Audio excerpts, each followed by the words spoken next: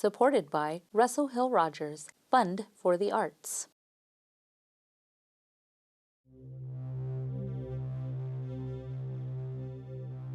I guess before you die, you start thinking, everything starts kind of passing through. It's like, from that moment I started thinking, wow, man.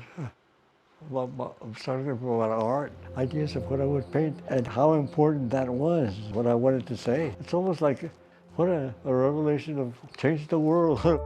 What this man accomplished is mind-blowing.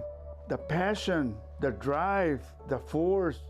Born into poverty in Mexico, one of 12 children, Jesse Trevino grew up on San Antonio's poor west side. But he was a kind of child prodigy in art, winning contest after contest, then a scholarship to a prestigious New York art school. Exactly where I wanted to be, with all these artists from all over the world. It was great. And that's when I got drafted, and I ended up in Vietnam.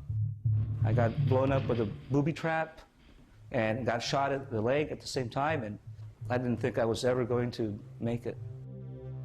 He would lose his right hand, his drawing and painting hand. The worst thing that could happen. I mean, it was just like I could never, ever do what I wanted to do, that I've always wanted to do in my life. But while at his very lowest, nearly 2 years in the hospital, even contemplating suicide, he realized I wasn't just going to stop thinking about art. I couldn't. I had to find a way. So he was not going to let anything deny him his dream. He was going to be an artist, and he was going to be one of the best artists. So he struggled to teach himself to paint with his left hand. And within a decade, he became a groundbreaking artist. He would have works in the Smithsonian, selling paintings for tens of thousands of dollars. I want you all to enjoy my paintings, and I'm enjoying it too. Still, he dreamed bigger. So he created massive tile murals, now iconic San Antonio landmarks, one of them 9 stories tall, all while enduring a lifetime of constant pain, countless surgeries, long undiagnosed PTSD, and many personal challenges. He had a volatile personality at some times. This was difficult, but then even... The war changed him. He would get angry and frustrated with his painting, with his friends, with the people that he loved the most, but he always had this love for everybody. He loved his family, and he loved San Antonio. We know his true beauty of life, which is what he showed us in the arts. And his courage and his absolute determination and drive. Now, after Jesse passed away at the age of 76, there's renewed interest in his work. But Jesse admitted he wouldn't have become the artist he was without all those obstacles he had to overcome. To understand his legacy, we look at Jesse Trevino, the artist and the man.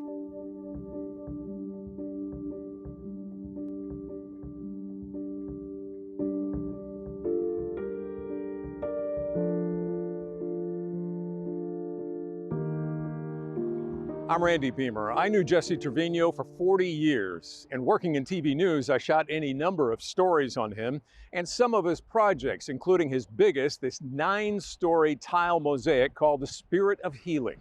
And then when Jesse was feeling better than he had in years, and I retired from the nightly news, well, we'd get together, and sometimes I'd put a microphone and a camera or two in front of him. Get both of them at the same time. So this is Jesse Trevino's story in his own words, from those interviews and some others, and in the words of some of the people who knew him best in the different chapters, the many different twists and turns in his long and remarkable life. This is the block on which Jesse lived, and I lived 2 blocks down the street, but this was our sort of bicycle raceway right in here. Former San Antonio Mayor Henry Cisneros grew up literally just down the street from Jesse Trevino. Their father died at a relatively young age, so the mother raised all of the kids. And she raised them as really good people and good students. And she was a Rock of Gibraltar. So that picture in the backyard, the clothes drying in the sun, is kind of a tribute to her as the anchor of the family, no matter what. And Jesse's mother had to get tough with him early when he was already drawing on the walls here. It was just before then, when Jesse was 4, that the big Trevino family moved from Monterrey, Mexico to San Antonio and wound up on Monterey Street. Here, Jesus Campos Trevino went by the nickname Chewy at home and became Jesse at school, the name he used the rest of his life. And in their two-bedroom house, Jesse and the other 8 boys usually slept in a screened-in porch. We were poor, but we didn't know we were poor because, I mean, we had everything. We had all the love and we were happy. And so all of the kids from the neighborhood, all of the kids, including down Jesse's block, came in here, and we had games that were, you know, just, I could tell you every square footage of the space. We had some very good games. I mean, it was a pretty wild place. Constant baseball, football, kickball. There was a stretch of like 4 blocks of people who were always hanging out. The whole street was kids. Henry Cisneros' younger brother George now runs the community arts group Urban 15. He remembers Jesse clearly as impressive, even as a quiet young boy. He was quiet, but you knew that when you were in his presence, he could get you to do anything. It's like one with the big ideas, the one with the, you know, the lofty way of persuasion, the emotional, passionate person. As a kid? As a kid. But I remember Jesse always focusing on anything art. I mean, even from a little boy, I used to see him picking up pencils and you know, doing little sketches. And we would walk down Buena Vista to Crockett Elementary School, but Jesse would stop off at Munguia Printers, who was Ruben Munguia, Henry Cisneros' uncle. They would come over to get paper.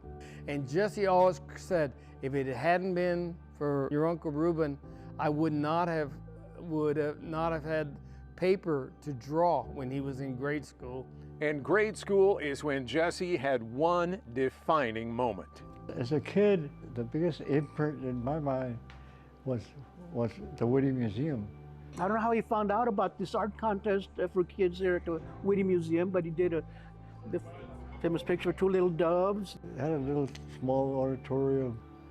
My mother went. I don't know how many brothers and sisters, a bunch of us went over there, and little Jesse went up on the stage because they announced him as the winner, and he, you know, was all excited. Calling out my name, and, you know, I'm so nervous. His eyes lit up, and we were all clapping for him. A lot of attention.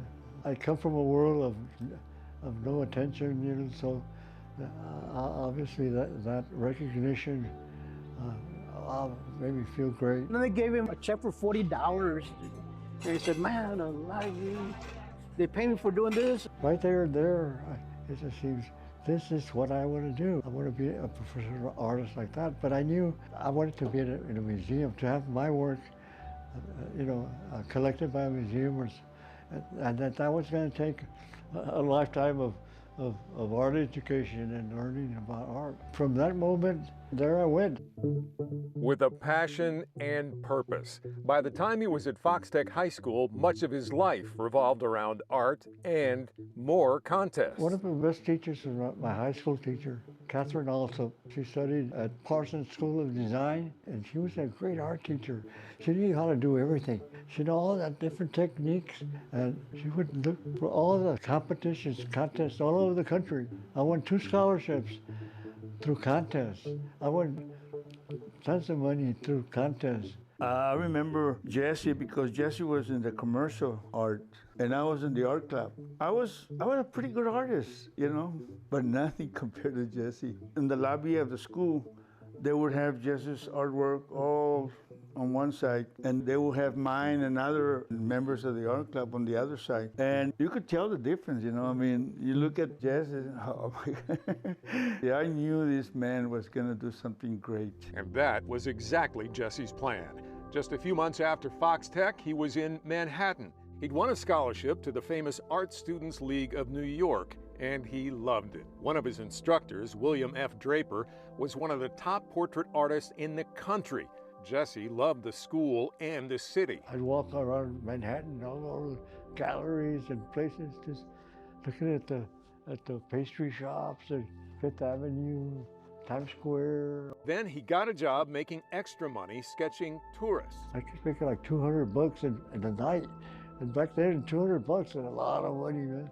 And I thought, wow, man, I'm really enjoying it here, living there in Greenwich Village and going to school. It was fun, man. And then that's when I got my draft notice. Because he was born in Mexico, he could have avoided military service if he wanted, but he chose instead to join the Army and wound up in Vietnam.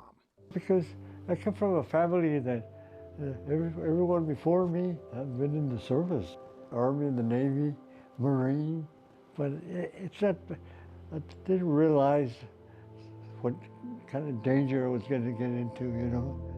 In Vietnam, he used his rare free time to sketch and paint. Less than 3 months after he got there, he was working on this image of a Vietnamese woman and her child. His canvas was the paper that his mom had used to wrap a package she sent. It was the last artwork he ever did with his right hand, still unfinished, when out in the Mekong Delta, he tripped the wire on a booby trap. Like a catapult, it's kind of like, it threw me from here, like 50 feet, man. It's like a spring loaded, boom. And then when I fell on the mud and water, face down, my right leg from right here was shattered, and then I'm holding my arm, and there were some nerves that were severed, and it felt like it was on fire. And all I could do is think about, oh man, my hand. This is the hand I do everything with, right? And that's when his thoughts drifted to art and his family in San Antonio. All the kind of things that I did, you know, from the Whitney Museum to, I was thinking about paintings I had never done. And I said, why the heck am I thinking about paintings? Because I want to die or not or whatever. But I think it'd be great if I could painting my mother and my friends, and how important that was, you know, what I wanted to say. And it just seems like we weren't in that picture of museums, and we weren't part of mainstream America. It's almost like, what a revelation of what a great idea, changed the world. But soon those visions began to fade as he was sent back to San Antonio and Brooke Army Medical Center, and he realized just how tough it would be to even survive. And that's where I met Jesse during that period. Armando Albaran lost both legs in Vietnam. Also from San Antonio's west side, he tried to make friends with Jesse. He was in a dark period of his life. He was very depressed, didn't want to talk to anybody. But he didn't run me away. I kept persisting. When Jesse was able to walk some, Armando asked Jesse to push him over to rehab. I told one of the therapists there, do me a favor. I got this friend of mine that comes here. He sits over there. He was an artist. Can you order an easel? The occupational therapy, he got the little canvas and he got paint. I would tell him every day, Jesse, look, there's a easel, some canvas, paint. You can paint again. And he says, no, I can't paint. I lost my painting arm. I said, Jesse, you lost an arm, but you have another one and you can paint. You don't lose that talent. The talent is within you. Couldn't shut him up, right? I tried for about a month, encouraging. And one day when I was doing my therapy there, recreation therapy, I saw him get up from the chair, went to the easel, the canvas, and got some brushes and just started painting, just coloring the canvas a little bit. I didn't think I could do anything. And then after that, every day, I kept telling him, come on, you can paint. And he kept doing the same thing, just trying to see what kind of colors he could mix on the canvas. And I said, look, Jesse, let's do this. You can paint me. I said, well, do a portrait of me. Yeah. So we did it. He painted with his other hand. It's kind of distorted because it looked like it was done by a 10-year-old, but it was the first painting that Jesse did with his left hand. From there, he just, I guess, got the spirit back. I mean, he had it all the time. It just wasn't there. Oh, you could see the difference. He didn't seem very much depressed anymore because he was busy trying to continue doing his painting. And then after that, we got discharged from the hospital and we became friends, real good friends. On the day some of his brothers finally drove him home after he'd been in the hospital more than a year and a half, there was a little celebration at the house on Monterey. But it was hardly a happily ever after moment. Jesse was on pain pills and on crutches and often depressed. For now, he still had his right hand, but it was getting to be worse than useless, only getting in his way and causing him pain. His right leg that had been shattered was still in a cast. Doctors tried but could not repair the nerve damage in his hand, and as the muscles continued to atrophy, the pain would only get worse. Within 2 years, he decided to have his right arm amputated just below the elbow. And while his first attempts at painting with his left hand did encourage him, he knew his still limited control over it wasn't nearly good enough for him to be a real artist. In fact, it was still years after he painted Armando's portrait and got out of the hospital before he would dare to think he could be an artist. 4 years, 5 years, yeah. So Jesse was still figuring out what he might do, what he might be able to do. Being an artist, forget about it, I'm not going to be able to do that. I thought maybe I could be a teacher. He started by enrolling at San Antonio College, and that's where well-known Chicano artist Mel Casas became a very influential teacher and mentor for Jesse. It's almost like learning to read from right to left instead of from left to right, and it was quite an accomplishment. Casas also brought him into a Chicano arts group here called Consafo. Chicano art is a period where they don't want identities put on them anymore. Gabriel Velasquez was one of Jesse's best friends. He runs the Avenida Guadalupe Association that helps develop the West Side community. I was taught that to be a Chicano is to take up the cause of the dispossessed. And it could be anybody, it doesn't have to be brown people. We had a lot of ideological arguments. San Antonio artist Cesar Martinez was a member of Consafo. Some members were not interested in politics, other members were, but I think that the biggest unifying factor there was culture. The proliferation of Chicano art is activism. And activism and culture are things Velasquez says that Jesse showed in his own way. What is activism? It isn't all throw your fist in the air and go fight the system, and if there's nothing to tear down, well, let's tear something down. No, that's not true. The movement is also our values. That Chicano art movement gave him a platform to celebrate his own cultura. That's a Consafo piece there, that La Fe, about the farm worker, people that are forgotten. Jesse's first massive mural was on a black background in what he'd later call his dark period. He worked on it for months while getting his bachelor's degree in art at Our Lady of the Lake University. Didn't necessarily feel that good about myself. So why was I going to paint something that was positive? It's called La Historia Chicana. He painted it in the old Student Union building, but since then it's been moved to the university library. And that massive canvas also reveals some of his early influences and just how he worked, almost always in acrylics. Combination of brush and airbrush, sort of a depiction of the Mexican Americans past up to the present. Mel Casas liked to do big works. I think Jesse might have been influenced by that, but Jesse also was interested in what the Mexicans did. And in our conversations, he knew all the great Mexican artists. And you could see some of the work there, the Aztecs in it. And this is who these guys painted. We're proud of our indigenous roots, and so forth. We draw the Aztecs. A much more personal painting Jesse worked on in the 70s, also on a black background, would eventually become one of his most iconic works, though he painted it directly on a wall in a bedroom of his house. I started thinking about my life, and of course the hand was the main deal, holding the Purple Heart. And that was the only image that I had that went on there first. He called it Mi Vida, My Life, and it evolved as he added different elements. My first real car that I had, the girlfriend, one of my old girlfriends. Sweet bread with a cup of coffee, things that I love. My pain pills, Darvon, myself in Vietnam, my favorite Budweiser. But I was thinking, man, I shouldn't have painted it right on the wall. It's got to stay here, and that's that. But it turns out it did not have to stay on the wall in that house. More than 30 years after he painted it, when he sold the house, the new owner knew of Jesse's reputation as an artist and that she needed to save that painting. So she hired construction workers to carefully remove the entire wall from the house. Eventually, Mi Vida would be shown in exhibits by the Smithsonian American Art Museum. More recently, it came back to San Antonio for the grand reopening of the main library. But as he worked on Mi Vida, all that was still decades in the future. He graduated from Our Lady of the Lake, and his mood and his canvases gradually brightened.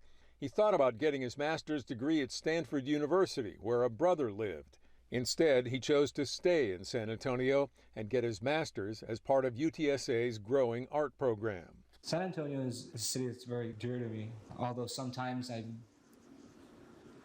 I'm very frustrated with San Antonio because I think the lack of awareness of art and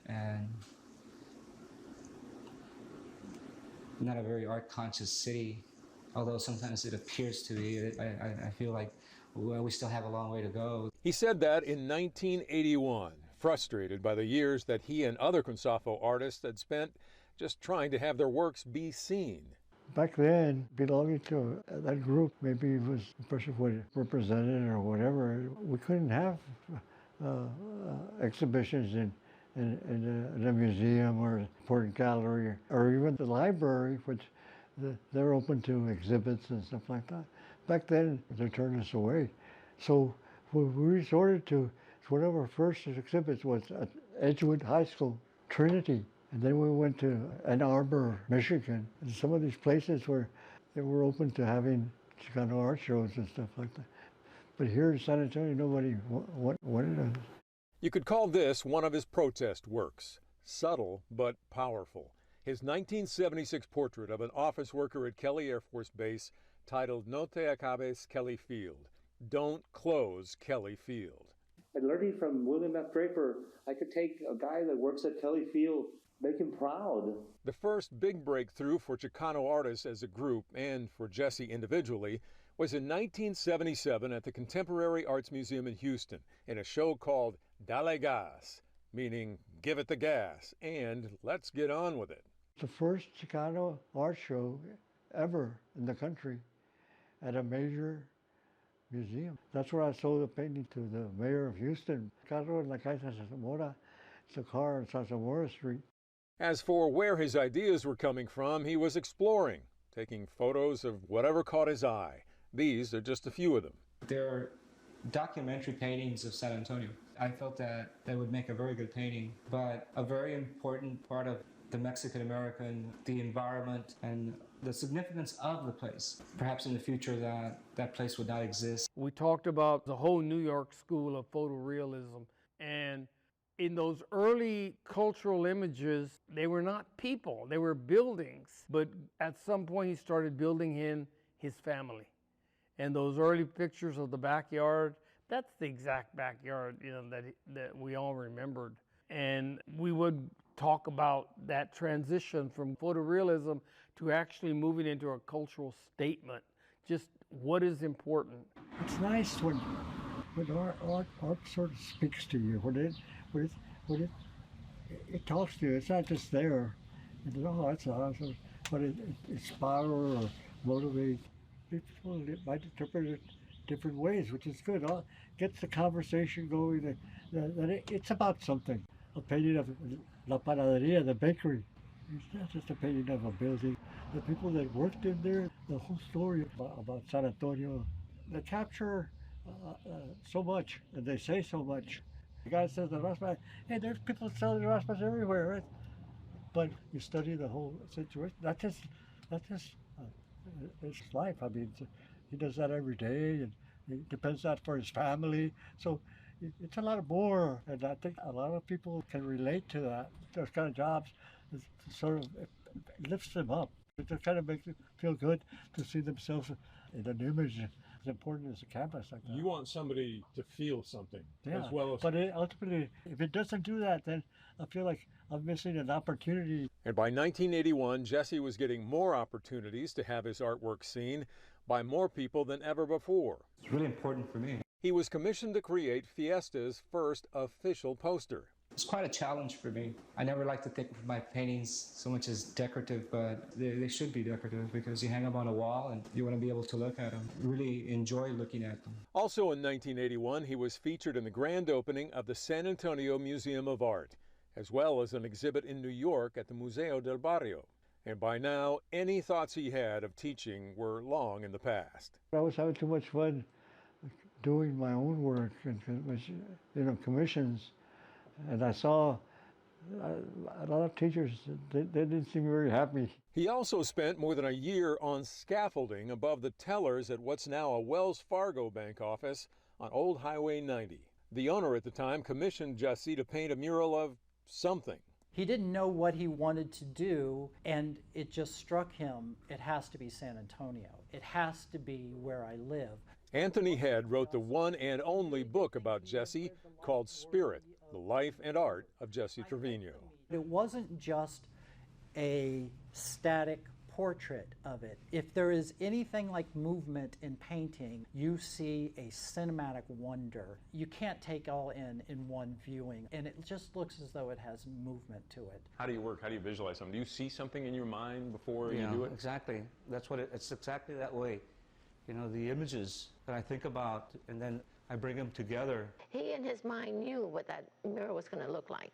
Gallery owner Lisa Ortiz worked with Jesse for years. When he was painting it, it was not consistent. He would paint a building here, he would paint people here, he would bring the sky here, and then all of a sudden it just came together. But he was all over the place. By the early 80s, he was selling some canvases for more than $10,000 a piece, and a film crew came to town. That's the Ritz Cleaners down at the other end now. Ricky Sanchez and his wife Pets. Working with the Dagan-Bella Gallery, Anheuser-Busch sponsored the only documentary on Jesse produced during his lifetime. My paintings are about my culture, the Mexican-American culture. Called Spirit Against All Odds, it was narrated by actor Martin Sheen. His innermost choice was clear. Force-feed a reluctant hand the sweet diet of artistic knowledge, or live an empty and listless life without palette, brush, or paints. One of the young up-and-coming artists in the United States, not only as a Hispanic painter, but as a realist contemporary painter. The film was less than 20 minutes long and came out fairly early in Jesse's career, before his big landmark tile mosaics, though it did include a brief mention of his first hand-painted tile work at Market Square. I've yet to exhibit in some of the most prestigious museums. The main goal that I have. When I do that, then perhaps I'll be successful. Perhaps I'll be successful. Jesse, what was the painting that you were doing there in the film? That's a commission for a friend of mine. He used to pick cotton as a child, and now he's a successful attorney. What you see, the painting here of the pescadores, that's Jesse's vision. Juan Vasquez is the friend who commissioned that painting. It's now one of Jesse's best-known works. I gave him a photo of my grandfather, not in that pose, and I described to him how my grandfather wore that red bandana. This is not a photograph. He actually created this picture by the interviews of Juan. Jesse was very lucky because he was able to live in both the commercial world and pursue his fine art world. He agreed to sell it to me for $9,000, but he would take payments. It was his concessions. Vasquez and advertising executive Lionel Sosa were just two of Jesse's fans who bought some of his paintings on installments. Jesse was one hell of a salesman. I mean, every painting that he painted, he did his best to sell it to you. He says, give me $1,000 a month, and every 18 months you can own a new one. But he wouldn't just put the one that I had committed to buy. He would come in and put another one on the wall. This will be your next one, and then he would put another one on the wall. And before you knew it, you had to have them. There's no way you could live without them. Jesse had this instinct about what he wanted for his work. Elaine Dagan also worked with Jesse for years at Dagan-Bella Gallery in Market Square. He demanded maybe much higher prices than at that time in the 70s or early 80s could not totally be justified by the market overall. Now looking back, Jesse was so correct in what he was doing. He knew where his talent was going. And it was taking him to the White House more than once. With Elaine Dagan's help and her background working in Washington, D.C., Jesse was honored with one of the first Hispanic Heritage Awards, and more. We had the pleasure of presenting a painting to the Vice President, George Bush at the time, and Jesse did a special painting of the Alamo for Ronald Reagan, and eventually, a couple years later, ended up with him getting a painting and an exhibit in Washington at the Smithsonian. And he was being featured in everything from Ripley's Believe It or Not, though they misspelled Jesse, to slick magazine ads for Wrangler jeans. I was proud of him when I see him like that, that he was chosen to do that. But your mural. I love that. Thank you very much. And Jesse was excited that he was commissioned to paint a mural at the new San Antonio Library. It's a beautiful library. And remember, that old library was where his Consafo group wasn't even allowed to exhibit years before. What a great honor. I mean, that for me, and to being asked to do that. Always reminded me to be proud of who we are, to be proud of our community. Lawyer Frank Herrera Jr. has a number of Jesse's works, including the site of his first law offices in the old Texas Theater building. Kind of breathes life and dignified, I guess, to some extent, the Latino community. He paints us. Us is San Antonio. Us is San Antonio Hispanics. But it's us means everybody, because we have so much diversity in our country. He wanted to help veterans in every way he could. Advertising executive Ernest Bromley worked with Jesse on a project helping veterans, another cause always close to Jesse's heart. Bromley also wound up with the painting of the Alameda Theater, which Jesse suggested he sell to a museum, as Jesse was always thinking about his legacy and being in those museums he dreamed of as a boy. He wants people to see his work and value his work, and it's great work. People call me, Mexican-American artist, they call me Chicano artist, Latino artist, Hispanic artist, American artist, that's true. But more importantly, I want to be recognized for being an artist. And Jesse wasn't thinking about labels when his biggest and best-known work was unveiled in a rainstorm in 1997. But before that curtain could drop, it took literally decades for his vague idea of putting something on this big blank wall to become a reality. I wanted to do that for over 20 years, but I didn't really know what I was going to do. Called the Spirit of Healing on the site of what's now Christus Children's Hospital, it took a few coincidences that some call divine intervention to bring it to life. I'm talking about God writing the plot to this whole story, because there is no way that any of us could have orchestrated this. Emmy Award-winning former journalist Patty Elizondo interviewed Jesse in 1981 for her first ever on-camera TV segment. The last question she asked me, after all the questions that she asked me about my work, she asked me, what future projects are in store, Jesse? Well, so I said, well, there's a wall at the Children's Hospital at Santa Rosa. And he started talking about this mural. We need to have art in the west part of downtown to bring in more people. And it has to be, I think, significant art. I think when people take me even more serious, this will happen. And Jesse later brought up the idea to city council members. The plaza would be the setting for this marvelous mural. A mosaic. I would hope that someday we can do that. But nothing came of all of that talk until Patty Elizondo started consulting for the hospital in the mid-90s. And she happened to mention that interview to an administrator. He stopped in his tracks. He said, what? Did they come to you, or how did? Oh, they came to me. Yes, exactly. They, they saw the actual videotape of this program. The fact that the Santa Rosa Hospital was considering leaving downtown, for them, I think it was a big step, heaven sent, because it cemented the decision to stay downtown. I guess sometimes you work real hard and everything that it'll pay off. But Jesse still didn't have an idea yet for what image he wanted to put on the wall. When I found out that they were really interested in this mural, I was working on a couple of other projects. One of them, I was going to the San Fernando Cemetery, and I was taking pictures of some of the tombstones there, and there were some beautiful angels. And I guess I was interested in the forms, and I thought maybe one day I'll do a painting of those tombstones and the San Fernando Cemetery. It's like some of my other paintings. And this particular angel is an actual sculpture in the cemetery. And along with that, I had shot some photographs. I was working on a portrait of my son. Then another of Jesse's longtime friends, Mi Tierra owner George Cortez, noticed those photos and something else. And I said, Jesse, who's this little boy? He said, that's my son. What is he holding? A hamster. Dad took this photo of me holding a hedgehog. It was a pet hedgehog I had. Not a hamster? It was a hedgehog. Jesse's son, Jesse Ladshaw Trevino, now a screenwriter and actor, was about 8 years old when his dad painted this portrait of him and one of his 2 hedgehogs. Sonic the Hedgehog was popular in the 90s. That fills the gap of why they would even be a thing. I had one named Clara and other one Sonic, so I think I was holding Sonic, I don't know. I said, you know what?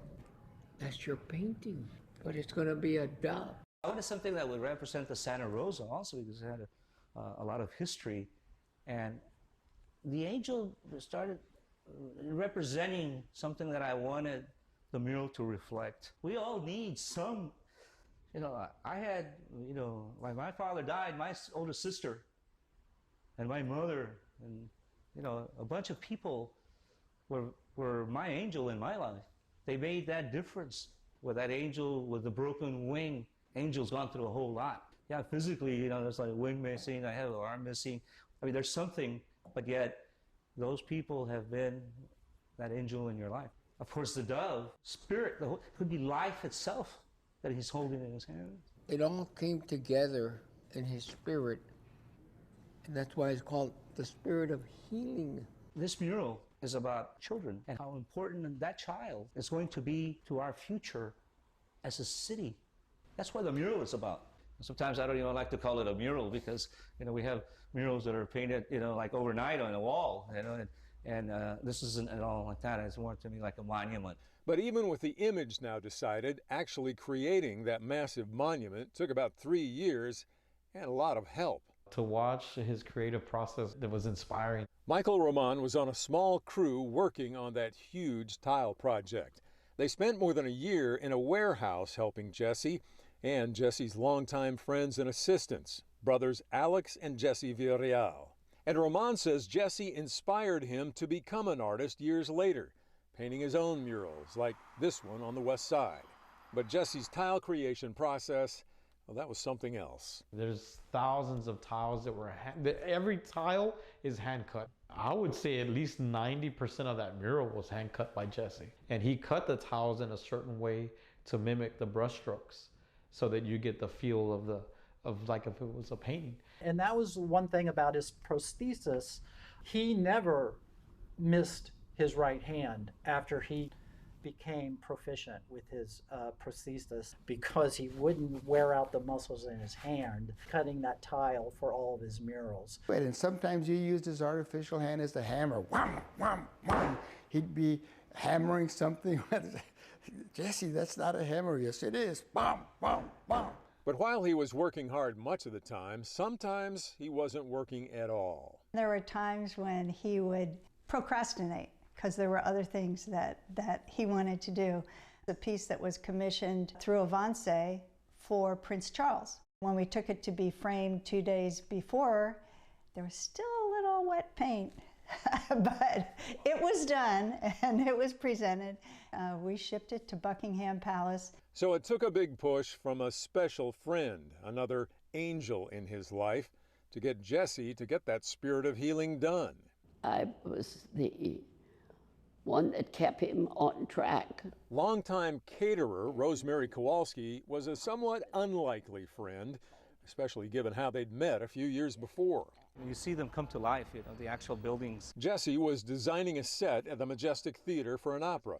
One day he picked up the star, Joel Grey, at a hotel, at the same time that Rosemary was picking up a client. But she didn't know who Jesse was, and she asked about his license plate. Because I had never seen one like it. And instead of telling me the name, he put out the window the hook he had on his arm. Then I recognized that it was for the Purple Heart. I was extremely embarrassed, so I just put the gas on the car and got out of the way. But the next day, she sought him out and apologized. That started a friendship that I feel like an older sister of his or someone that had been in his family. I just know that the two of us loved each other and had a tremendous respect. So when it looked like Jesse was not going to get Spirit of Healing done on time, it turns out the only person he listened to was Rosemary Kowalski. The hospital actually called me to get him back from his fun life and get to work. And their friendship endured. Later, she commissioned paintings from Jesse of her first business. She also bought from him that last painting he did in Vietnam. But she still isn't sure why she was able to get to Jesse when others couldn't. You know, with Jesse being ornery like he was, I guess if he said something to me tough, I probably answered him the same way. And by all accounts, because of Rosemary Kowalski, the Spirit of Healing was finished on schedule. The rain hit hard downtown tonight, just minutes before they unveiled a huge new landmark. This has to be the most exciting event for me as an artist and for all of San Antonio. It's awesome. Jesse outdid himself. I wanted to cry when I first saw it. It is beautiful beyond words. It's going to be a landmark. And Jesse was already working on something else that would become another landmark. As I interviewed him just before the Spirit of Healing was unveiled, it was literally in the background. This painting is a painting. I'm doing it for myself.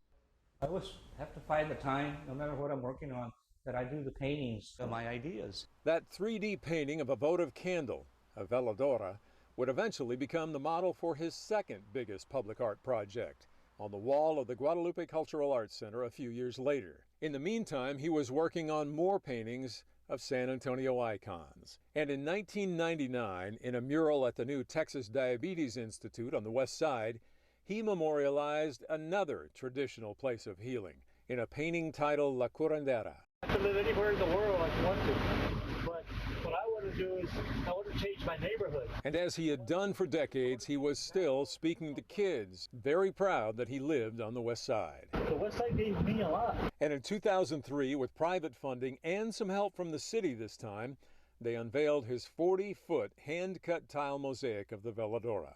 He knew that that would have such an effect on the community. It would give it a power. I could have never imagined that it would be as large, as beautiful, or emerge as one of those iconic San Antonio images. His public art was very important to him. He put an awful lot of effort into the public art, and it was all dedicated to the people of San Antonio. And he meant that sincerely. It's his hometown, it was his muse, his inspiration, and it was his canvas. He used the very buildings of San Antonio to place his art. On the Goodwill building just across from Market Square, in another tile mural unveiled in 2003, Jesse highlighted some of the people who helped him. About a decade later, and just a couple of blocks to the south, they also helped him with his last big tile creation, remembering the Little Laredo neighborhood. But just a few months after that, Jesse was diagnosed with stage 4 throat cancer.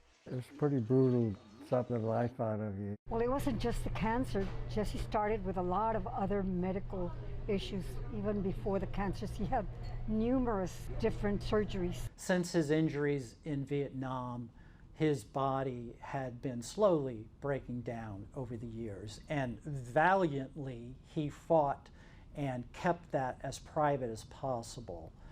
He had his struggles, and it did lead to depression. With themes of healing and spirit and love flowing through decades of his work, many people didn't know that Jesse himself needed extra help and healing of all kinds throughout his life. But as a person, he could be difficult to live and work with. Losing a hand and cancer were some of the physical challenges, but most people didn't see his other side. Sometimes he would get in very deep depression and anger, unleashed anger that he had. And that affected every aspect of his life, including his art. He was married 4 times with a number of other serious and many not so serious relationships. He had 5 children, and with all of them, most of his family and many of his friends, there was often tension, fights, breakups, and only sometimes reconciliations. The war changed him. You know, he was still very compassionate. And I mentioned he would give you the shirt off his back, but he had a very short fuse. He had no patience And he would get angry and frustrated with his painting and with his friends. And he had this love-hate relationship with the people that he loved the most. I think it was a very drastic change. I think he was he was experiencing pain for the rest of his life. Despite all these injuries that he had, you know, he never really was a complainer. I'm a nurse, and in that time period, we did not recognize post-traumatic stress syndrome. I believe that's what it is. He himself had to work with it himself, and that's difficult to do. So he had it many, many moods. Since I didn't know what bipolar was back then, I don't even know if he knew. I think I did a pretty good job of not taking it so personally. Well, I realized a long time ago, this is who he is. In spite of the depression that always came back and at times consumed him, he was able to work through it on his own and get back to the place that he needed to be. But you know, I don't think there's any doubt that the Cortez family saved his life. They loved him. They loved the man. A brother, a person that understood me, and I could understand him. Many, many days he didn't want to get up. So George Cortez would have somebody pick him up every day at a certain time, bring him to Mi Tierra, where he had his own corner. And it was Jesse's storytelling time. So he would bring us, do you want to meet Jesse Trevino? He's right here. Have a cup of coffee with him. And he did that for many years. Well, sometimes, you know, when he would go through some of those valleys, you know, he needed people like my dad and like Rosemary Kowalski and Judge Vasquez and others to come and lift him back up. He pushed away everything at some point. But Gabriel says Jesse had a kind of awakening about exactly what happened in Vietnam and his PTSD and other problems since then. The heart of the show like that. When they went to a Smithsonian exhibit in Washington in 2019. This is the beginning. He didn't understand the level of PTSD he had till later. To me, the breakthrough was that he had come to the conclusion that he'd been dealing with PTSD his whole life. I've been here for some reason, right? He was realizing some mistakes he made in life. I'm not real spiritual, but I guess he's not done with me yet. By early 2021, Jesse felt better than he had in at least a decade, with the throat cancer apparently gone. I'm in the mood for doing some really bad projects, you know. And those projects started with him building a deck onto his house, amazingly doing most all the work himself. He would do all the work himself. All of what you see here, he did himself, you know, other than putting the beams up, all himself. He can build anything out of anything, kind of. He's always had that skill. And Jesse told me he had to finish the deck first. Before that tile studio, he was also building behind his house. Randy, that is more important than this, but this has to come before that, because this is where a lot of the mental, the creativity and stuff. If I sit out here, this is the space. To be creative, you need that kind of space. Yeah. And he was always thinking about creating more projects. Coming up with ideas every day? Yeah, every day. While working on portraits of his family, he was hoping to create a mural on the side of the old Munguia print shop where he got his paper as a kid. I had my eye on this really. Now the offices of Henry Cisneros, Jesse wanted to highlight Henry in that mural. I'm not talking about painting the wall. But Henry was encouraging another project Jesse had on his list, a mural at Sacred Heart Church. It's an explosion of color. Plus, he had plans for a massive steel memorial to veterans at Elmendorf Lake by Our Lady of the Lake University. Beautifully lit metal structure. And for years, one of Jesse's biggest dreams was to create a tile mosaic on the side of the Alameda Theater facing San Pedro Creek. He's higher in spirits again because he can do things like, and he started building that deck and feeling really good about it. And then I believe it was August 2021. That's when they told him, oh yeah, you have cancer and it's bad. We shut it down fast. This time, doctors at the VA detected a cancerous tumor the size of a racquetball behind his jaw. They told him the only possible way to treat it was a risky surgery. Peel off half his face and get all the way back in there and, you know, get the cancer out. And perhaps might not even come out of that surgery. He was taking a big risk, but he was willing to take it. Shortly before that surgery at the VA hospital in Houston, he admitted he was scared. I'm terrified because this is the second time I'm going through this cancer treatment. I also asked him what he wanted people back in San Antonio to know and how they could help. They've been praying for me all along. That's why I'm still here. So it would be their prayer that I think would be the biggest donation for me, would be their prayers. He came through that 15-hour surgery, but a COVID lockdown and then pneumonia kept him isolated at the hospital in Houston. But in a few months, he was back in San Antonio at a long-term care facility right outside the gates of Fort Sam Houston, where he recovered after Vietnam nearly 50 years earlier. I get well, so I can do that. In the last year of his life, Jesse was still convinced he would get to go home and work, but his health declined. His spirit brightened when he was able to see some of his paintings on display at Progresso Hall, right across from his Veladora. Beautiful. Yeah. And in late 2022, Wells Fargo held a reception for him right under his big San Antonio mural, and he'd been making amends. He wanted to make things right with everybody. He, apologized for all the hard times he put me through and stuff. It was really nice. It was almost like he wanted me to forgive him, and I told him, I forgave you so many years ago. Especially in the last few years, it wasn't very often, but he was more comfortable talking about his faults, more comfortable apologizing and regret some of the things said or done. Just before his birthday on Christmas Eve, Jesse got pneumonia again, and then in the hospital contracted COVID. After he was released, he grew even weaker. Longtime friend George Cortez saw him the night before Jesse died in February of 2023. When he opened his eyes and he looked at us, "Where's my barbacoa?" Very traditional, but I love the word when he said, "Jesse is alive." It gave me healing that he was going to be okay to the next world. He's with us in spirit, but up there, I won't be surprised if he's painting. He might painting angels or whatever he might be, or maybe God. You never know. Oh my God. What's important right now is that many of us who love Jesse, cared for Jesse, used him as not as a role model, but as a person to be admired because he survived and he came through things that I don't know where he got it, that we have to be very careful. You don't make a caricature, but Jesse was driven. There was something going on there. We just better figure it out and deal with it. He could not help but pour his soul into his work.